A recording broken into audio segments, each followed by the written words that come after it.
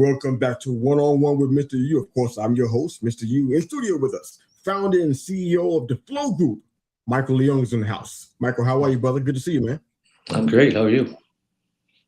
Doing well, man. Glad to have you in here. It's been a long time coming. Maybe you've been waiting for this one for quite a while, but you've been a busy man. But glad you're here. For those that are watching and listening for the very first time, thanks for making us part of your week. We are live on YouTube and Facebook. And of course, we'll be uploading this on listening platforms hopefully as soon as possible. But thank you again for making us part of your day and for watching this show with us. So, Michael, I want to talk about your story is really interesting for a lot of different reasons, but I want to kind of have you share a little bit. But if you don't mind, can you kind of share a little bit about your childhood, how you came up, and the impact that it had on who you are as a person today? Go ahead, bro. Yeah, for sure. So yeah, I immigrated to Canada when I was 6 with my family. Couldn't speak any English, well, very little English, but my family worked really hard to, have a better life for us in Canada. Obviously, completely different climate change from hot to cold. And first time we saw snow was like almost like seeing magic or something, right? So I remember the good times. I have ADHD to the max, but I have really good memory, like long-term memory, short-term memory. But I remember a lot of my childhood stuff. And growing up, I didn't, I remember I didn't get picked on, I didn't get bullied, in junior high. A lot of my friends were different ethnicities. They just, accepted me. I acted different, looked different, talked different. It was funny because I came from Hong Kong, so Hong Kong was under the British rule, right, back then. But when I would stand up in class when they asked, do you want to, who wants to answer the question? I'll stand up because that's how I used to do it in Hong Kong. And they're like, "Why are you standing up?" And then I would tell people that I'm British, and they're like, you don't sound British. And I was like, I'm British, but I don't know why I did it back then. But I think it was also like I thought I would get picked on, but it was just something funny, right? I don't think I ever told anyone that, but yeah, it was my best friend. He's East Indian, and we keep contact. And recently we did a documentary for me for Legacy Makers, and it's on Prime TV soon, and we brought back my old house. We went back to my old house, my old school. Went back with my friend. We just walked around. It was really cool, Then went to the cemetery to visit my mom, and so my mom has always been like my rock, Like she walked me to school till grade 6. We held my hand. She was a nurturing mom, like loving, caring, kissing. Not many Asian parents are like that. Rare breed. But she got cancer when I was 12. She had bone cancer. Yeah, she had bone cancer spread to her lungs. So then I don't smoke, So all my friends smoke before. I don't smoke. But it was hard for me because that was the most traumatic part of my life. I always talk about it because I still can't, I'm still not over it. I still have PTSD. Yeah. I have PTSD from my teenage life because when she died, a part of me died. So I changed from 0 to 100. My dad didn't recognize me after because he wasn't at home, as often, and he was more, not the hugging, kissing dad, but he was, come home from work, just did his thing, and then that's it, right? But I needed a parent, at that time, and I guess my mom passed away. My dad was not really around, so I just like kind of relied on my friends, and a lot of my friends were like street guys, So I became like a street kid. Yeah, I became a street kid, and when I was 13, I ran away. I ran away many times from 13 to like 16, just because I just wanted to do what I wanted to do. It was rebellious. If I came home, my dad was, locked me in my room, and I would find my way out. But just stealing, fighting, like all that stuff. But like just from 0 to 100, I was a straight A student, and all of a sudden I had blonde hair, earrings, and like swearing. Okay. So just brought a lot of trouble. And then but yeah, and then I just started kind of I had like different periods of time where I just was good and bad, good and bad. But then, now I'm obviously good, like for the last probably like 10 years. But it was, just a lot of problems. Yeah. Addiction, bankruptcy, all that stuff. Oh, wow. So I'd love to hear. I know that there's a lot more to the story. There's a lot to get into. I'd love For to sure. just kind of hear if you could find one singular thing that you believed to help you come out. That's a story I'm very familiar with. The story of childhood trauma, addiction, near-death incidences, the gang life.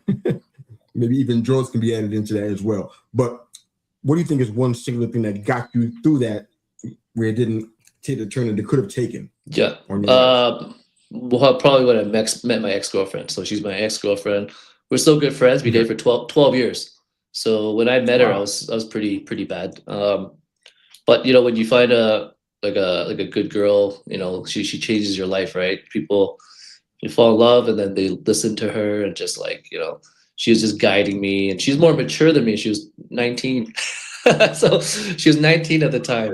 So I didn't know. Okay. She looked a little bit older, but I was surprised. But she just put me on the straight and narrow, and just like, I was still kind of like making trouble and stuff here and there, but it was her, because like I wanted a future, right? So it was just trusting of friends and people, and just mistake after mistake, and putting money and investments into other people that I didn't research on. So you keep losing money, and just, so now I don't gamble. Like I did stocks before, but then I don't like trade stocks anymore, because I don't want to put my Yeah. money in someone else's hands anymore. So everything's done by me, right? Makes Yeah. sense. That makes But yeah, it's her. It's her. Yeah. It's all right. Okay. I'd love for you to kind of, she's not here to answer the question herself, but I'd love for you to do your best. What do you think she saw that made her say, you know what, this person is worth investing in? Because a lot of times, the rough stuff, the rough exterior, it runs a lot of people away.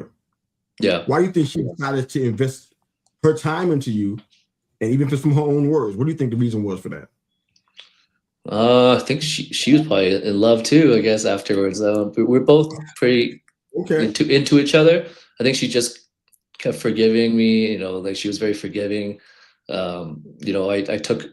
started living with me when it was like 6 months into a relationship. So we lived together for like 11 years, and I took care of her. I did, everything for her. So maybe she liked the treatment, but like at the same time, she was like, yeah, the treatment, like, just like treat her like, like a princess, treat her like a queen. But like, and we traveled a lot. We went to like 30 something countries together in 10 years. We flew a lot. We were just having fun. We didn't get married. We didn't have kids, so we didn't have any baggage. We just took off and left, and it was a fun lifestyle. But then eventually, people just, the fire burns out, right? So we're still friends, but she moved to another city. Yeah. So I think she's just a forgiving person. I think she just took me as someone she just wanted to change for the better. She saw the good in me, and she knew I wasn't like that bad of a guy. It's just I was going through a lot of trauma my entire life, and that's what changed me, right? But I think she just made it a mission to like bring me back. No, I love that. I love that. That happens more often than you think. Best way to answer this question, I'll try to do it as less clunky as possible. Do you attribute your mother's passing and what you were dealing with the way that you treated her, your girlfriend? That's a good Because there was question. a connection there. Because Yeah. sometimes we don't know how to do it. When we have a troubled child, we don't know how to treat people on that level. How did you learn that? Was your mom's passing a part of that? How did you learn how to treat her the right way? So I would say, of course, I'll tell you like the good things. There's obviously arguments, we fight and stuff like that. Sure, But yeah, I guess my mom, like my dad was a little grumpy and stuff. My mom, my mom wouldn't retaliate. She just kind of like just cried and stuff. I felt bad, but there, he's just more aggressive and stuff. But then I think over time when she's going through cancer, I just felt, more and more, sympathetic. Just like, I just felt like I want to replace, take the place of my mom. I just felt so bad for her, and like she's like the when I look at my mom, and I look at her like it just she's a woman. Obviously you gotta try to take care of them and be nice to them, and yeah, just treat your love like your girlfriend or your wife like how you treat your mom, right? So that's what who said that? Someone said that. Some famous guy said that. But again, yeah, don't treat treat her the way you treat your own mother, right? So, but of course we all mess up here and there, right? But Absolutely, man. You got a lot of life experience, man. So thank you for sharing. I really appreciate the transparency. You also talked a lot about some things you were challenged with physically that you shared with me a couple of times that we did the chat about that. You want to share some of what's been going on with that and how you've been coping with that? The eye Yes, issue, sir. right? Yeah. Retinitis pigmentosa, right? Pigmentosa, yeah. So no cure at the moment. I'm on a waiting list. They're working on something. They're working on something that kind of brings back some of the colors and the images and stuff for people that have really severe cases, right? Mine is not as bad as some of them. Some of them are born with it, so then they just can't see anything, right? Mine is I only have my peripheral left, so I can only see tunnel vision on one side. The other's still open, so I can still drive.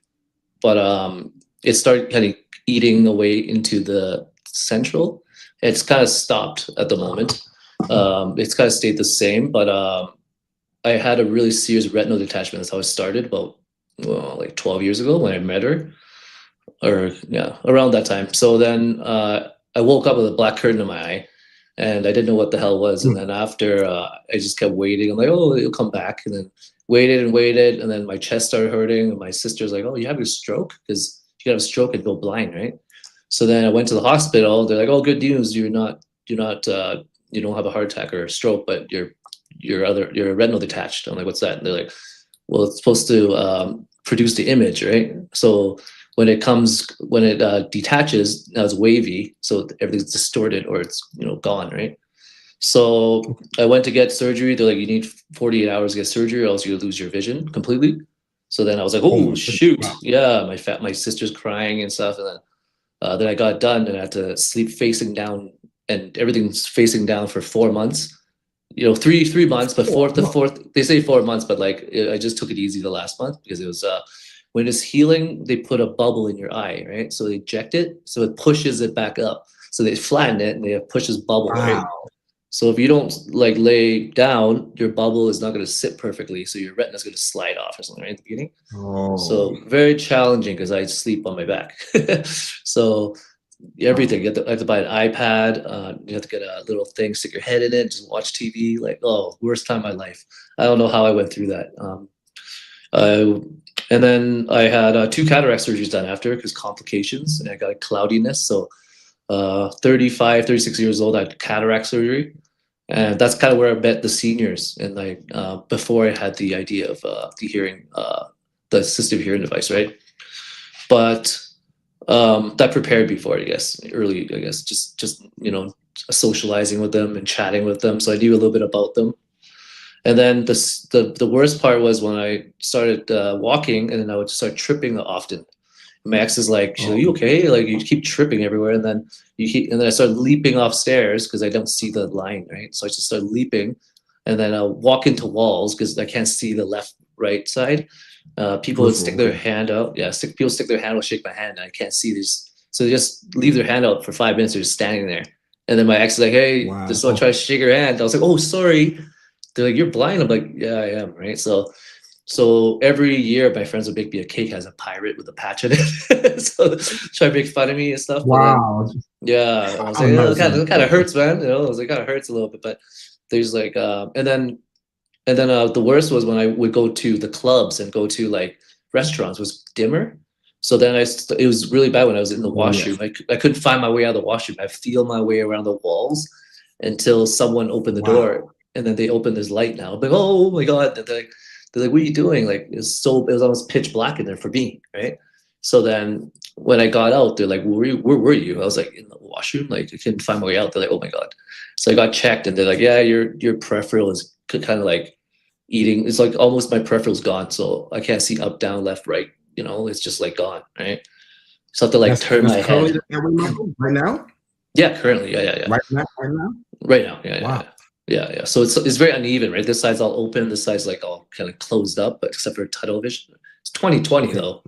It's 2020, but Okay. it's like this much, right? So yeah, even when I go see my clients earlier, their house is dim, and I go in, I'm just like really slow walking. They're like, "You okay?" I'm like, "I can't see like very well." It's pretty bright still to them, right? And they're seniors.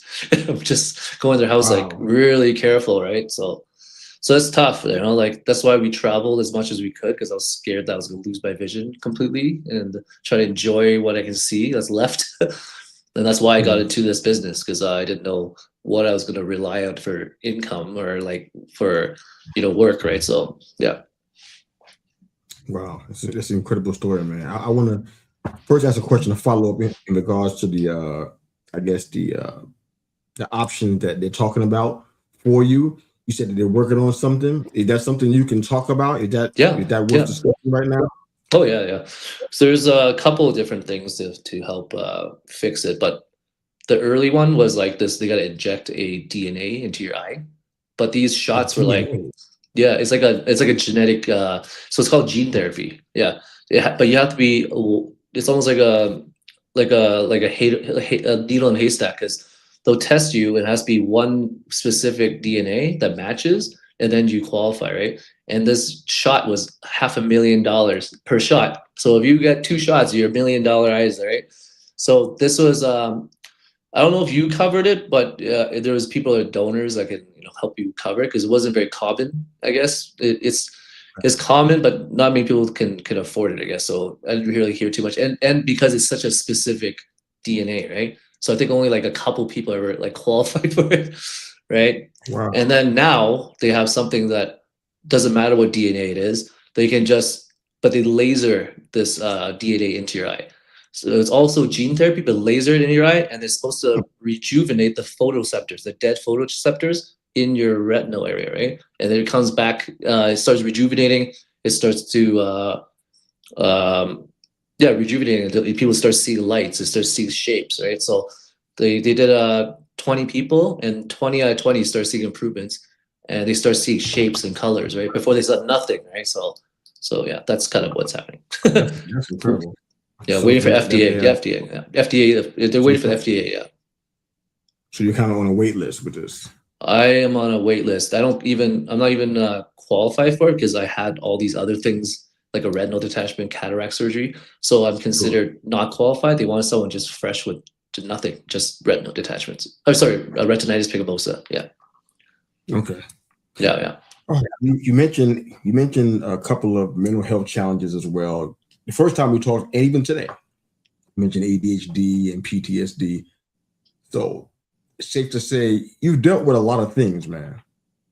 Can you kind of speak to after you answer this? I'm going to get into the work that you're doing with inner flow and true balance and everything. But For sure. can you kind of speak to the people who are watching, listening today, who don't have those challenges, but they lack the drive, they lack the will to be able to live a disciplined lifestyle to accomplish the thing they want to see in life? Because you named a lot of things, man, from childhood trauma to addiction.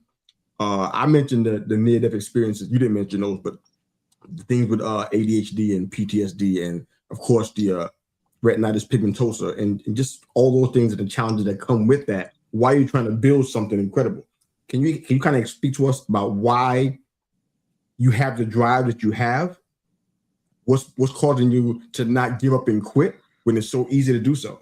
Yeah. I have a couple of reasons because once Okay. you go through life with like, near death, I was partying for a lot of years. I didn't really put my creativity or my full intelligence into really anything. I was just trusting of other people. I just lazied out a lot of things and took the short way out a lot of times. And that was just basically because I lived that lifestyle, right? It was just like comfortable, it's easy. And then when I finally got out of that, especially recently, since my company, I had to cut off most of my friends. I went sober. Wow. So and I wasn't like a bad Congratulations, drunk. man. Yeah, thanks. And a year and a half. So since me and her broke up, I Congrats. I was drinking heavily and just crying every day. But My friends fished me out and told me I have a purpose, you know, especially helping people with hearing. I needed to get my you know, on track, you know. But my motivation is my mom, obviously. She's, you know, I always felt like I disappointed her for decades. Just like, and Wow. I cry about her all the time, even now. Like I watch TV shows, you know, of like a sick mother, or, you know, someone's doing an award show thanking their mother. I would just cry, you know, like I get Yeah. emotional more than before. So I see a therapist. I have you know, I gotta take ADHD pills, which I don't take very much because I don't want to rely on medication. So I try to like self, Mhm. self handle it. But my ADHD is my superpower because that's what makes me super tenacious. Like I don't give up. I'm just like, if I want something done, I just go all in, you know, like whereas when me and my ex dated, she was more careful. So she would be the one whispering in my ear, saying, you know, don't do this. It could be a scam, or, you know. But when we broke up, I just took every risk I could, and it was Oh, calculated. So then, like TV shows, podcasts, and like, you know, the Dragons Den, like all this stuff, I did it, and I got on, and I did it, and then, but then it's also the reason why now I'm doing a lot of public speaking. I used to be scared to go in front of people, and I do it all the time.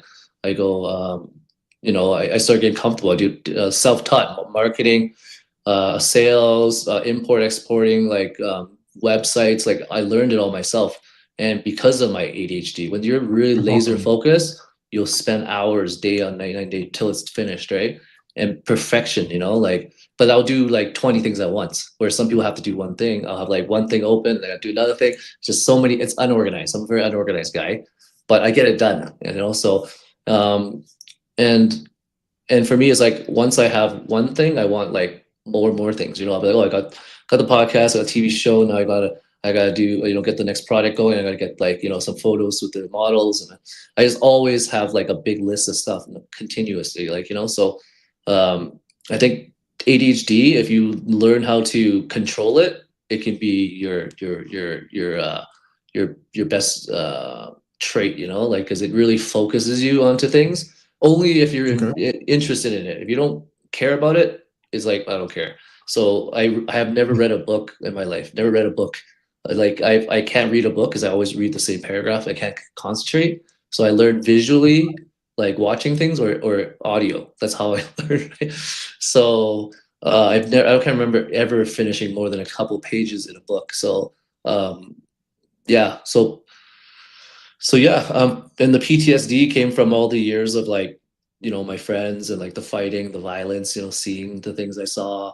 You know, I've seen a lot of things, see a lot of blood, a lot of like, you know, like when you fight and stuff back then when you're young, you know, a lot of stuff happens, right? So I've seen stabbings and like probably more serious stuff than that, but like, and a lot of these are my Yeah. best friends, right? So a lot of my best friends, some of them are gone, they're, you know, passed away or deported, and luckily I got out on time because um, it was during a period where there was a lot of violence during the city. A lot of people did pass away and die. I think it was like 20 or 30 people, but I got out on time. But they're still my friends. So I went to the funerals, and it was just so many funerals, and it's just like you feel like really like sad because there's so many of them, right? I hate going to funerals, right? But I don't cry at funerals. The only funeral I ever cried was my mom's, which is crazy. Like for some reason I can't cry at other people's funerals. It's really weird. But then I cry at home watching TV, watching a really sad Yeah. video or something, right? It is. Yeah. It But is interesting. yeah, I think my mom's my motivation to continue to succeed and prove all my family wrong. Me and my family were not very close. A lot of them actually thought I was No. the Sorry to black hear that. sheep. Yeah, the black sheep. So I didn't really have closeness with my family. I was almost casted out, you know, because I Yeah. was the only male in the family. My grandfather, I was the only male, so I was supposed to pass on the name. It's very important. All my cousins are Oh, girls, so then I was this golden child that just they thought I just like, you know, pissed up my life away or something, right?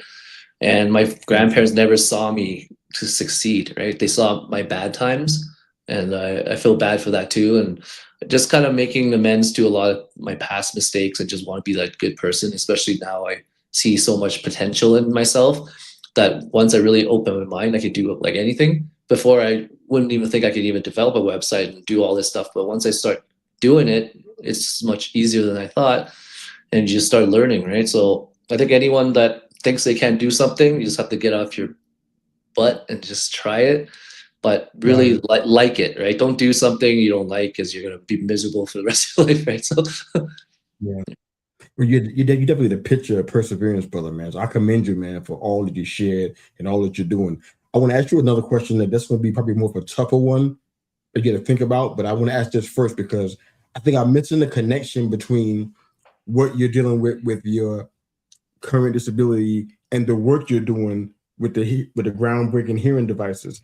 Tell me how those two, what made you go into the realm of trying to create hearing devices when sight was the issue that you've been challenged with? Did that make sense? Yep, for sure. Yeah, I get that asked all the time. Yeah, yeah, I get that asked a lot. Yeah. So the reason why I did hearing was, even though I'm partially blind, I want to do something with hearing, because hearing and sight is just as equally as important, right?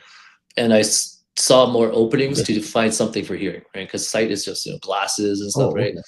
So, or I can develop a artificial eyeball or something, right? But that stuff's hard, So at first I was like, look at hearing products. There's just too many of them. But then my cousin's like, oh, bone conduction, right? So the bone conduction is open ear, right? So you wear it, it's open the ear, nothing's in the ear. I really like that concept, right? So I looked more into it. Lots of people were already doing it. But then I was like, okay, you can listen to music, you can talk on the phone, but like, what about people that can use it for like social interactions, right? That'd be kind of cool. People can like talk with it, So then no one was doing it. And I was just like looking around. My cousin, they own factories in Asia, but they don't know how to do it. So then we kind of they sourced me out to people, and we finally found someone that has the product, and it was stuck in Asia, never left Asia. So I took it, rebranded it, and took it to Canada and US, and now I'm trying to make it global, right? And no one's ever heard of it. Every time I've done anything, everyone's like, never seen this, never heard of such a thing. Right? So because of this cool looking trendy headphone, it's become an assistive hearing device, a non-medical assistive hearing device that I'm trying to actually make it be coverable with benefits, right? I'm actually trying to go that route too. It doesn't have to be medical in order for it to be covered. There's other ways too. So, because seniors really like that, right? And because it looks trendy, it removes that stigma. It's a hearing device. So some people like the fact that, especially young people, they're like, I don't want people to know I have hearing loss. So if they wear hearing aids, it's a given, right? So now they have this cool headphone that has an amplification. Now they can use it for everything.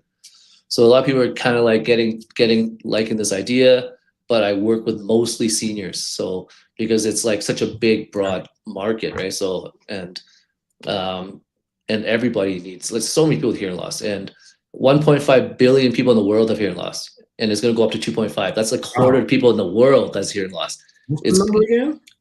2.5 billion people is going to be in 2050. Yeah. Wow. So yeah. So the World Health Organization, predicts that, and usually pretty accurate. And the senior community is going to go up by 30% in the next 5 years, because the baby boomers are going to cross 65, right? So once you cross 65, you're considered senior. So because so many baby boomers, right? So they're actually going to cross over. Senior community is going to go up 30%. And of course, senior homes are going to be more populated. The demand of this going to be more.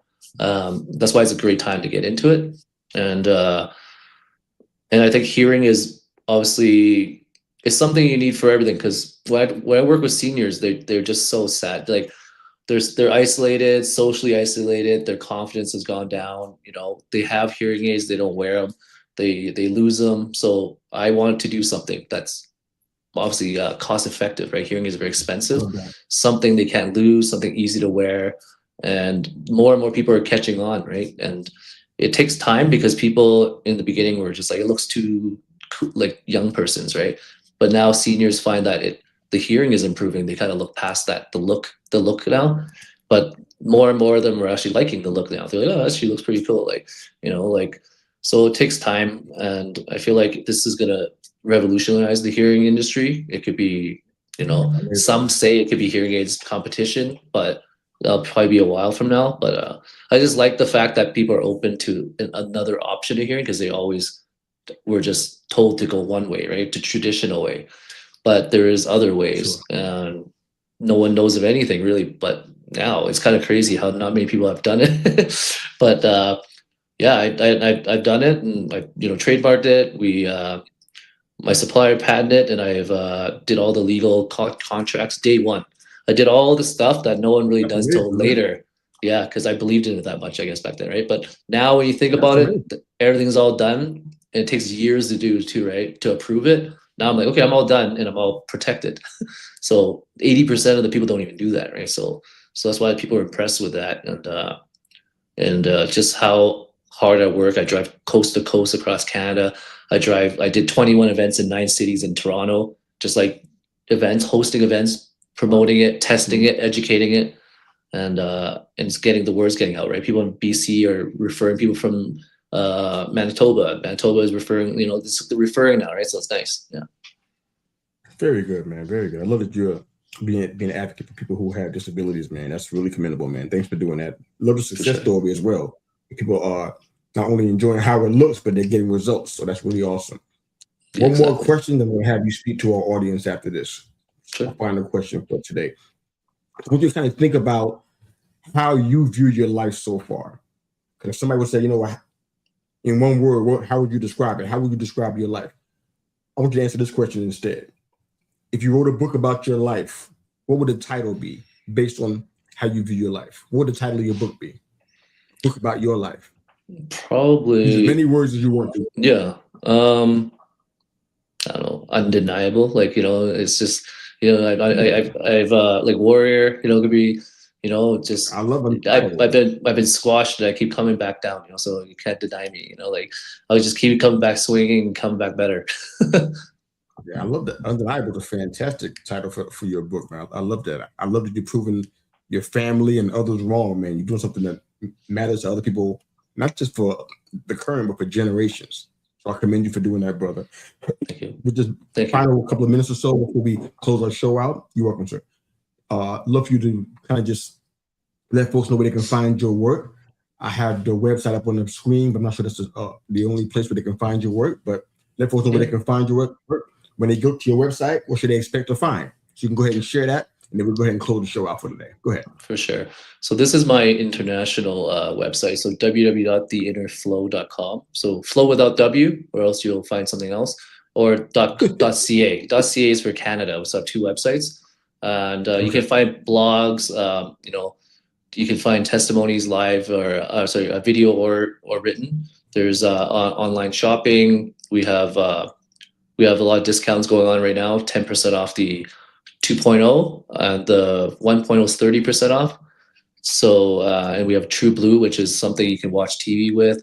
Seniors don't need to blast their TV, get noise complaints. They can watch TV cinematically to their headphone and mute. You can mute the TV, just like they're sitting there watching TV, right?